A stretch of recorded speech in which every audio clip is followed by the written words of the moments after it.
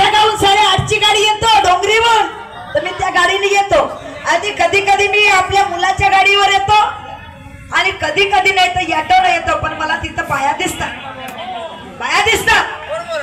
पण मला सगळे या भाऊले दिसतात. माझ्यासारखी एक माता, माझ्यासारखी एक बहीण, ती धंदाच करत आहे ना. होय ना, बरोबर आहे. त्या मातेनं धंदा सुरू इतवारीत केलं, गंगा जमनाची रंडी झाली. पण जाणारा किती फडवा इज्जतदार असं नाही. हा फडवा जाणारा गंगा जमना सोबत कुकर्म करून येते आपला सण, तो फडवा किती चांगला असं. ए फडविया, तुझ्यासारखाच माणूस जाते ना. मी गंगा जमनाची रंडी नाही, मी गंगा जमनाची रंडी नाही. तुझी बहीण भी रंडी होऊ शकते, तुझी बायको भी रंडी होऊ शकते, तुझी मुलगी भी रंडी होऊ शकते. काय अर्थ आहे? कुठे गेला तो? नाही कुठे गेला चोंगल मिठ्ठू? तुझ्या घरी भागत नाही का? तुझ्या घरी भागत नाही का? त्या गंगा जमनामध्ये टोन टाकायला जात असत. बरोबर आहे. घरी आहे तर दारी आहे आणि दारी आहे तर वावरी आहे, तरी तुला तोच नवारी आहे. बरोबर आहे माझे माय बाप. रावण, गंगा जमना सेवा जाण्याचा मार्ग तोच आहे आणि गंगा जमनात गेल्याशिवाय याचं भागत नाही. का 1.5 लाख पगार आहे ना, पैसे 50,000 गंगा जमना में, 50,000 घर चलाने में और 50,000 डिपाजिट. बरोबर आहे भाऊ. माझ्या 2 रुपये कमाईनं माझा संसार सुखाचा चालतो. पण मी गंगा जमनाची राड होऊ शकत नाही. तुझ्यासारख्या फडव्याला आपल्या जवळ येऊ दे शकत नाही. काय समजते का? कोण म्हणतो अरे इतना खाना छोड़ के क्यों खा रहा मैला? भगवान शायर, इतना अच्छा खाना छोड़ के क्यों खा रहा मैला? अरे नजर उठा के देख ले उर्मिला शेर, नजर उठा के देख ले उर्मिला शेर अभी कैसी मारती हूँ. नहीं मला सांग, काही बोलू शकतो पण माझ्या आया बहिणी बसल्या आहेत म्हणते. या आया बहिणीच्या उदरातून जन्म घेतलास, या आया बहिणीच्या उदरातून जन्म घेतलास तर माझ्यासारख्या बाईले गंगा जमनाचे रान नाही म्हणलं असतास, तेव्हा तुम्ही शान राहिली असती. माझं सर होतं तेरे भास्कर रोग नहीं है शायरी कर लेना, तेरे गुरु के औकात, तेरे गुरु के औकात तेरी औकात नहीं है, ये शायर उर्मिला का जवाब दे देना. ऐसा बिना सोक्त सज्जनाने आणि गुणवान शाहिरीचा अर्थ करा. आत्माने अनुभव खातो, शब्दावरती विचार करा. तर मला म्हणायचं आहे कोणत्या संतांना हा भजन लिहिलं होतं? नाव कोणा सांगलं माझ्या बाय बापा? सांगलं का तुमच्या समोर नाव? नाही संताचं आहे ना. कायच्या संताचं आहे तर सांग ना. गाडगे बाबांना लिहिला का कबीर महाराजांना लिहिला की राष्ट्रसंताजी तुकडोजी महाराजांना लिहिला का कोणता का आसाराम बापूंना लिहिला? नाही आसाराम बापूंना लिहिला असत. तुझ्यासाठी कवी खूप ना. मगाशी म्हणे क्या आवाज बुलंद है, लोकांना म्हणलं म्हणे काय तुमच्या आवाजामध्ये बस आहे जी, तुम्ही शायरी करा. हिंदी फिल्मों में कहते हैं लता मंगेशकर की आवाज, हिंदी फिल्मों में कहते हैं लता मंगेशकर की आवाज. अरे ठेक लिखा तो कहता है मैं कवि महाराज. कवी स्वतःची नाही. देख माझ्या मातेले तुनच म्हणला की जाती 2 आहे, जाती 2 आहे. मग माझ्यासारखीच बाई तुझ्या हर रिश्त्यामध्ये आली ना, मग मी रंडी झाली का? असं मारीन का नाही, बादशाही उमटवीन. हा रंडी म्हणताना विचार कर ना फडव्या. ए फडव्या विचार कर. हलकट कोच नाही तर काही बोल दे. बापरे कोण म्हणतो सागण्याच्या झाडाची बराबरी करल का धोत्रा? सागण्याच्या झाडाची बराबरी करल का धोत्रा? किती वेळ झाला तर भारतीचा शिकवण गाव भगवान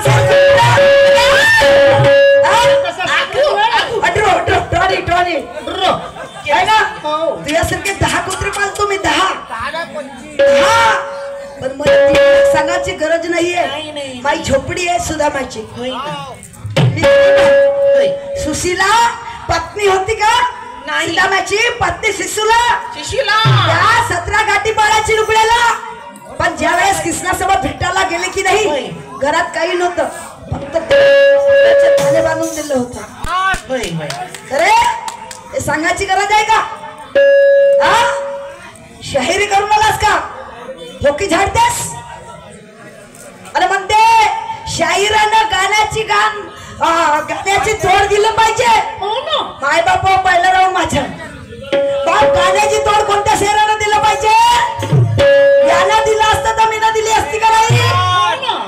मग माझ्या गाण्याची एक काही नाही का? मी धाव का तुझ्या माग माग? नाही मी धाव का? मी गाणे म्हणलं एखादा दर्जा म्हणला का तुला? वा रे वा शाहीर चांगली शायरी आहे का तुझी? इथं भेटला पण तिथं नको भेटचो. इथं नको. 7 जन्म में भी तू आ जाएगा ये कुर्ती में ना तो वहां माफ मिलना मेरे को बस. ऐका तो माझ्या गाणं.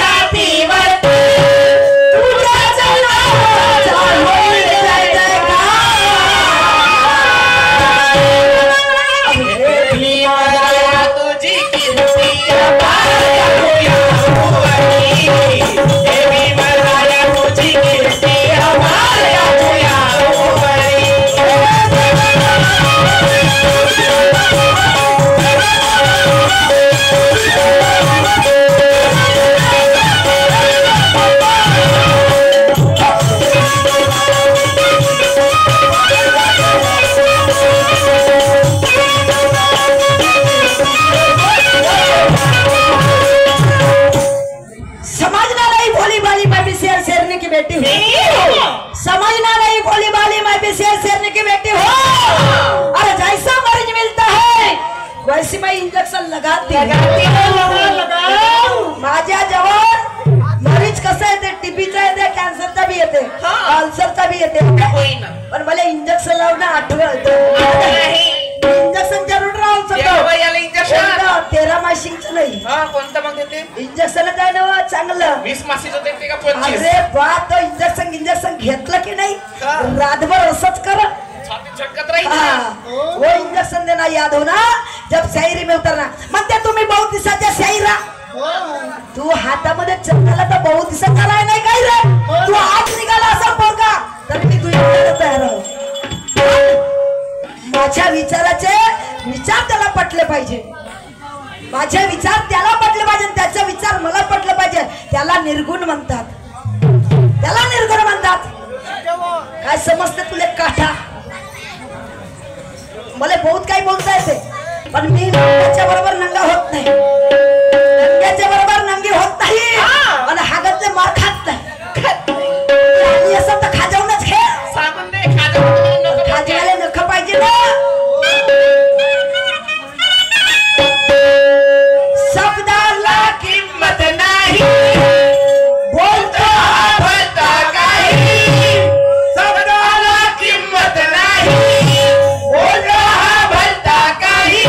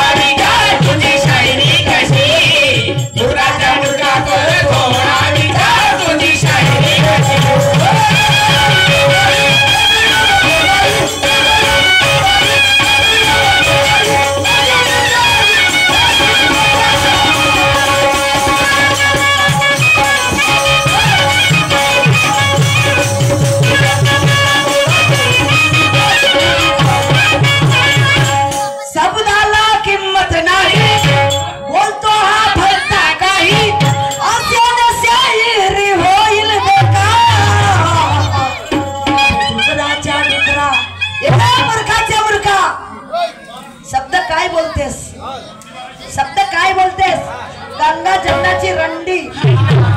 मला गंगा जमुनाच्या रंडीला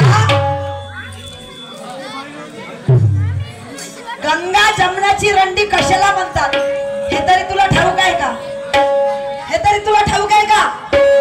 जर गंगा जमुनाची रंडी नाही राहिली असती तर माझ्या वडिलाची माझ्या भावाची वासना नाही मेली असती.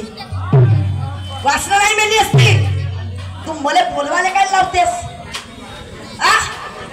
मग माझी जात थंड करते तिथं.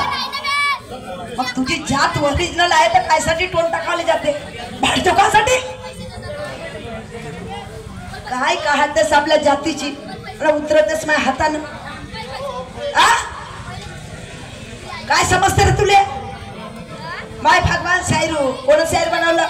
आणि एक महत्वाची गोष्ट माझे माय बाबा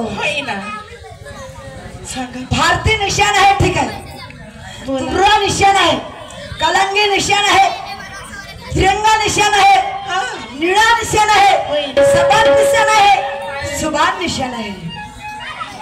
मग मला सांग आता म्हणे शाहिरी कलंगीची आणि तुर्याची करते. माझे माय बाप तुर्याची कवी आहे का माझ्या गाण्यामध्ये? आहे का कोणीतरी? काकाजी तुम्ही बसले आहात गुरुवर्य माझ्या कवीमध्ये आहे का तुर्याची निशाण आहे का? तुर्याचं गाणं आहे का? कलंगीचं गाणं आहे का? काय बोलतेस तू? पण मला सांग मोन बुधा शायर म्हणते मोरे शायर. बुधा शायर मोरे शायर म्हणते हे कलंगीची रान तुर्याचं सांग. पण मला सांग तुर्रा निशाण कुठून मिळाला? कुठून मिळाला सांग ना. कलंगी निशाण कुठून मिळाला? त्यावेळेस अजबल खान मारायला शिवाजी महाराजला लागले होते. त्यावेळेस गप्पे सुरू होते. त्यावेळेस शिवाजी महाराज लपून त्या गप्पीमध्ये गेले होते. आणि त्यावेळेस शिवाजी महाराजच्या डोक्यावर तुर्याचं मखोट दिलं होतं. आणि तेव्हापासून तुर्रा निशाण सुरू झालं. सूर्यवाले असतील तर गलत बोलत असतील तर मारा चपला मला. तुला काय घंटा समजते? काय समजते तुला? शायरी करण्याला भाड जोगाची होई ना. तर कलगी सांग मला कलगी बाई काऊन झाली? मग हो रे हे भगवान हे आपल्याला उतरूनच गेलो. आता मला गंगा जमुनाची रान नाही म्हणलं असताना तर मला काही नाही लागलं. मग सांग हे भारती कुठून आली? हे गंगा जमुनातून उत्पत्ती झाली का? होई ना. नाही गंगा जमुनातून झाली का भारती? लेडीज आहे ना. स्त्रीलिंग ना पुरुषलिंग समजत नाही का तुला? हलकट कोच्च नाही तर काही बोलते जसाला तसंच. होई ना. आणि इकडे सांगते जाती दोनच आहे. दोनच. मग 12.5 जाती काय आहेत? 12.5 जाती कशाच्या आहेत? कुठून आले मला सांग ना. जात भगवानानं दिले का? तुला आणि मीनं खुडवली.